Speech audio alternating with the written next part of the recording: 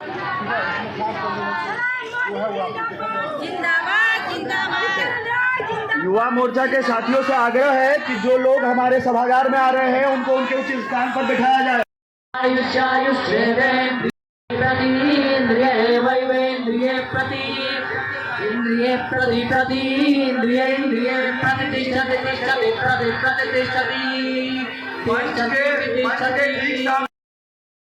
पूर्व के जिला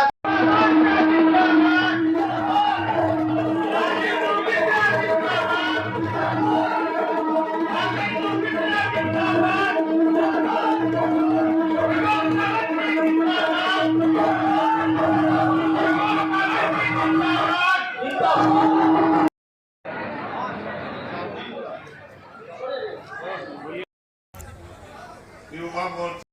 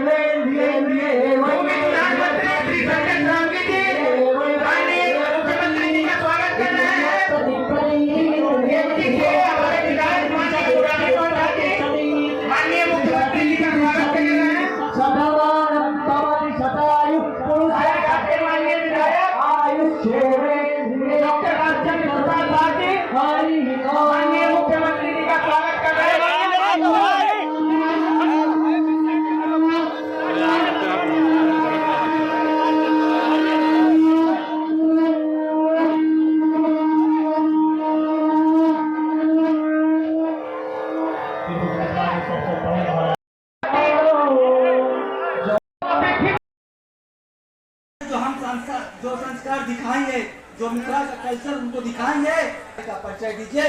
आपके अतिथि का जब तक भाषण समाप्त ना हो तब तक कृपया अपने जगह पर बैठे रहें। तो अभी मंच का विधिवत उद्घाटन होना है। हमारे केंद्रीय गृह राज्य मंत्री गोवा के मुख्यमंत्री जी का स्वागत भी करता हूँ, अभिनंदन भी करता हूँ। साथ ही साथ इस प्रसाद में मौजूद अपने सभी माताओं बहनों सहित युवा साथियों से आग्रह करूंगा कि आप अपने अपने जगह पर खड़े होकर हमारे मुख्यमंत्री जी को यह भरोसा दिलाएं कि आज दरभंगा में जो संकनाल हुआ है, मिथिलांचल की एक एक सीट पर एनडीए गठबंधन कांग्रेस जीतेगा। आप सभी का आग्रह है कि अपने अपने जगह पर खड़े होकर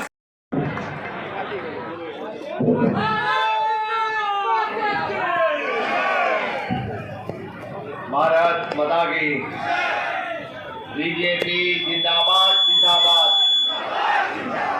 बीजेपी जिंदाबाद जिंदाबाद। आज के इस युवा संवाद के कार्यक्रम में दरभंगा के मिथिला राज्य में, इस मिथिला राज्य के पावन भूमि पे जहाँ राजा जनक जी का आदर्श नेतृत्व और माता सीता का पवित्र छवि विराजमान है, कविराज विद्यापति का मधुर रचनाएं गूंजती है। इसमें भूमि को नमन करता हूँ। और सबसे पहले मेरे बहनों ने यहाँ पे जो नृत्य कर दिखाया, छठ पूजा कर दिखाया, उन बहनों के लिए जोरदार तालियां बजाओ। इस युवा संवाद कार्यक्रम आयोजन करने वाले भारतीय जनता पार्टी युवा मोर्चा के प्रदेश अध्यक्ष भारतेंदु मिश्रा जी, यहाँ के हमारे लोकप्रिय विधायक और मंत्री जी श्री संजय सरोजी जी, यहाँ के विधायक मुरारी मोहन झा जी, यहाँ के रामचरण प्रसाद विधायक जी, और बाकी आदित्य मानन जी, मुकेश मिश्रा जी, राहुल झा जी, सेमंत शेखर जी, मीना झा जी और बाकी सभी जो मंच पे उपस्थित हैं वो भारतीय जनता पार्टी और एनडीए के पदाधिकारी, मेरे नीचे बैठे मेरे सभी युवा भाई और बहनों, आप फिर से एक बार बिहार में डबल इंजन की सरकार लाओगे कि नहीं? लाओगे कि नहीं? लाएंगे तो मेरे साथ में बोलो। फिर एक बार फिर एक बार भारत माता की, भारत माता की जिंदाबाद जिंदाबाद।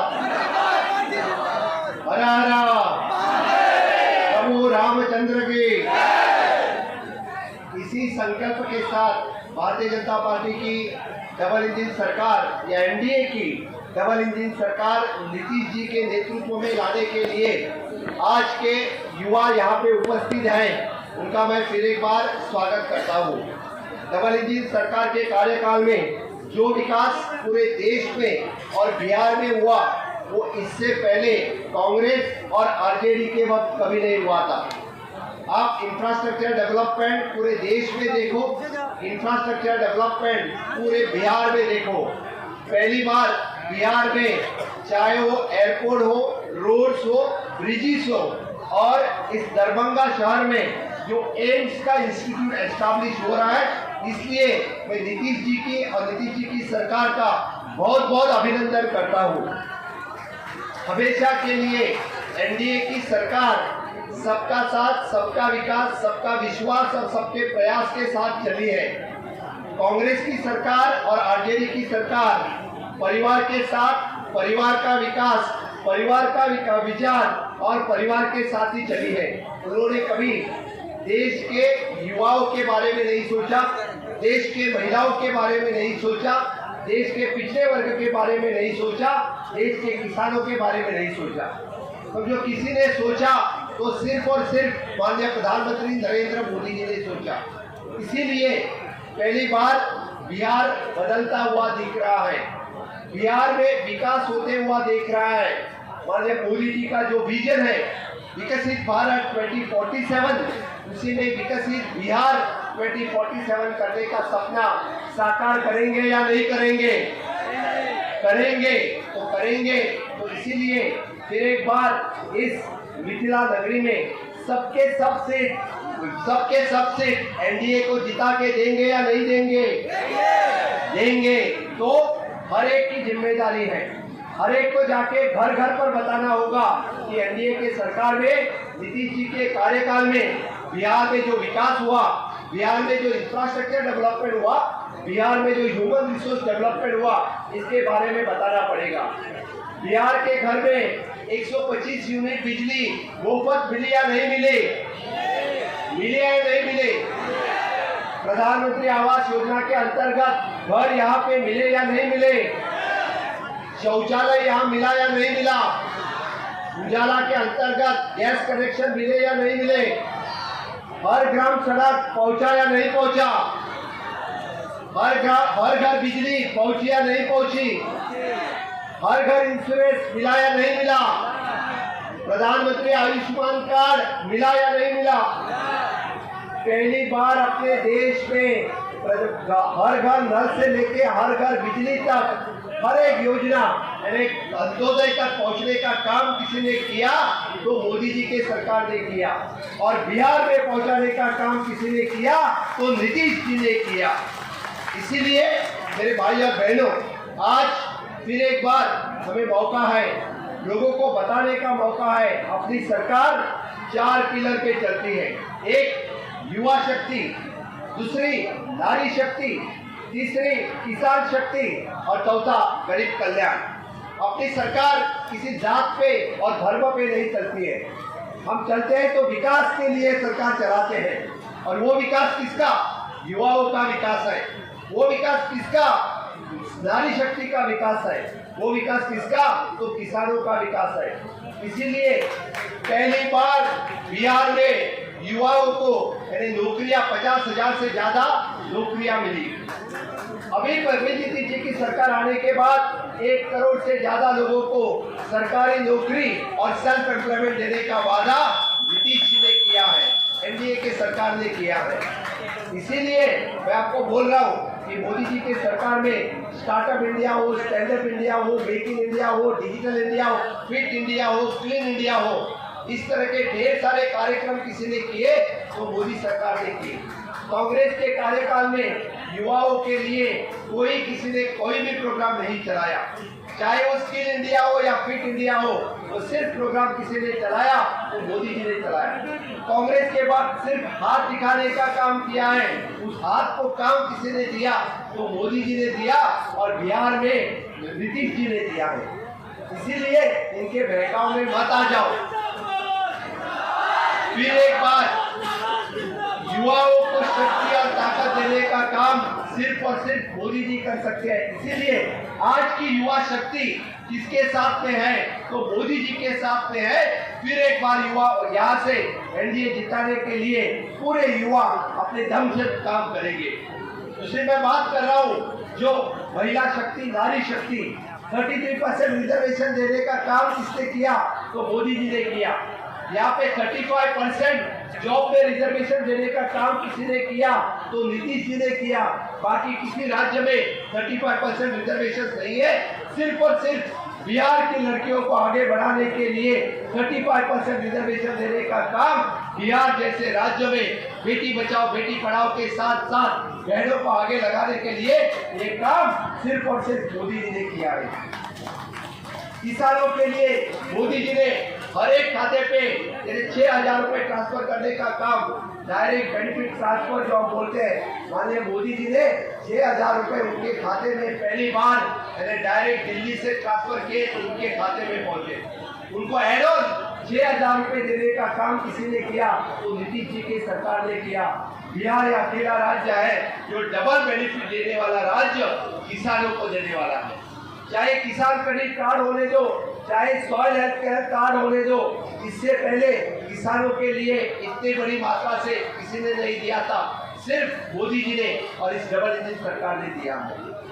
गरीब कल्याण के अंतर्गत मुफ्त राशन देने का काम, वन नेशन वन रेशन का काम सिर्फ मोदी जी ने किया है। मुफ्त राशन देने का काम मोदी जी ने किया है। कांग्रेस और आरजेडी इन्होंने गरीबी हटाओ का नारा दिया था, लेकिन कभी गरीबी हटी नहीं थी। आज 25 करोड़ लोगों को गरीबी से ऊपर लाने का काम किसी ने किया तो मोदी जी ने किया है। आज आयुष्मान कार्ड 5 लाख रुपए का मेडिकल इंश्योरेंस देने का काम मोदी जी कर रहे हैं। कोई बीमार हो गया तो किसी को कर्ज लेने की जरूरत नहीं है। मोदी जी के आयुष्मान कार्ड है, उसके ट्रीटमेंट मुफ्त में हो सकता है। यही 4 पिलर के साथ अपनी सरकार चलती है। यहाँ पे जो बिहार में जो यात्रा निकली, यहाँ पे राहुल गांधी और एक तेजस्वी यादव जो बात करते हैं वोट चोरी को, मैं उनको पूछता हूँ, आपने युवाओं के बारे में पूछा क्या? आपने किसानों के बारे में पूछा क्या? आपने महिला वगैरह के बारे में पूछा क्या? आपने गरीब की कभी चिंता की क्या? आपको किसका पड़ा है तो घुसपैठियों का पड़ा है। आप जो बांग्लादेशी और रोहिंग्या जो बिहार में आए हैं उनके बारे में बात करते हैं, कभी आप बिहारियों की बात नहीं करते हैं। इसीलिए बिहार की जनता जान चुकी है ये आरजेडी और कांग्रेस का ये जो खिलाफ है, पूरी जनता यहाँ से फिर एक बार एनडीए को जिता के देगी। मुझे पूरा विश्वास है कि जिस तरह का माहौल पूरे बिहार में है, जिस तरह का विकास पूरे बिहार में किया है, तो सिर्फ और सिर्फ ये विकास मोदी जी के कार्यकाल में ही हो सकता है। मेरे भाई और बहनों, आज युवाओं को विकसित भारत का सपना साकार करने के लिए मोदी जी ने माय भारत नाम का जो नया पोर्टल खुला है, जो करियर एडवांसमेंट हो या चाहे रिसर्च हो, चाहे इनोवेशन हो, चाहे स्टार्टअप हो, कि बिहार जैसी जनता आज युवा आगे बढ़ रहे हैं। बिहार से कितने सारे यूनिवर्सिटीज, चाहे नालंदा यूनिवर्सिटी हो, इम्प्लीमेंट करने का काम यहाँ पे कर रहे हैं। मैं अपना ज्यादा वक्त नहीं लूंगा, मैं बस आपको बताने के लिए आया हूँ, इस देश के विकसित भारत में विकसित बिहार होना है तो फिर एक बार मोदी सरकार या एनडीए सरकार लाना जरूरी है। या युवाओं का विकास हो या महिलाओं का विकास हो, सिर्फ और सिर्फ एनडीए सरकार कर सकती है। इसीलिए आप सभी का वोट जो एनडीए को मिलना चाहिए, मिलेगा कि नहीं? मिलेगा तो मेरे साथ में फिर एक बार बोलो, भारत माता की जिंदाबाद, जिंदाबाद जिंदाबाद। छठ पूजा का बहुत बहुत शुभकामनाएं देता हूँ। आजकल छठ पूजा सिर्फ बिहार में नहीं छठ पूजा तो गोवा में भी होने लगी है। हर साल गोवा के समुद्र किनारे पर बड़ी मात्रा से छठ पूजा होते हैं और हर बार छठ पूजा में मैं खुद शामिल हो जाता हूँ। हमारे बिहार के भाई और बहनों को इस छठ पूजा के उत्साह में शामिल होने के लिए हम सब एक हैं, हम सब भारतीय हैं, चाहे हम अलग वेश हो, चाहे हम अलग भाषा हो, लेकिन एक हम सब भारतीय हैं। इसीलिए फिर एक बार मैं सबको आह्वान करता हूँ, इस बार फिर एक बार डबल इंजन सरकार के लाने के लिए आप सभी युवा और युवती बिहार में डबल इंजन का सरकार लाएगी और विकास की गति डबल गति से आगे बढ़ेगी। यही जगह पे मैं मेरे वाणी को विराम देता हूँ। जय हिंद, जय भारत।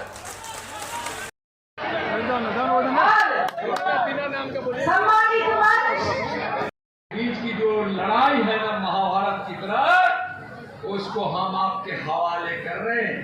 तो हम बोलेंगे 2025, आप बोलेगा हमारे हवाले साथ, ठीक है? 2025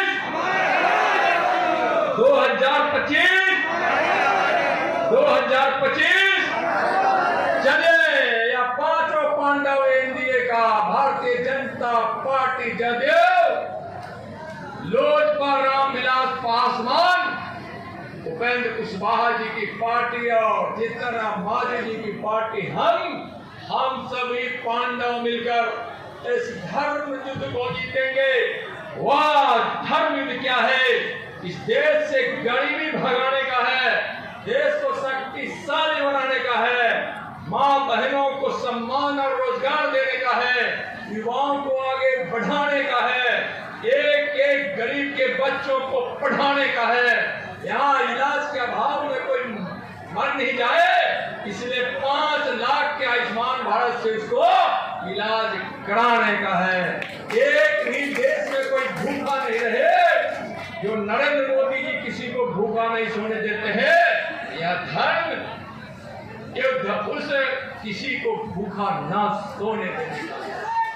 चलिए, जब पांडव के साथ धर्म है, न्याय है, और उधर जो सामने विपक्ष है वो अधर्म की लड़ाई लड़ रहा है और उसके साथ अन्याय है, घोटाला है, चारा घोटाला है, अलकतरा घोटाला है, दूध घोटाला है, धोती साड़ी घोटाला है, नौकरी के नाम पर जमीन घोटाला है और 14 लाख करोड़ के घोटालों का महापाप राहुल जी की पार्टी और उनके परिवार पर है। तो चलिए, एक बार हम सब 2025 के इस राजनीति के इस महासंग्राम को हम सब जीते। चलिए, बहुत बहुत धन्यवाद। भारत माता की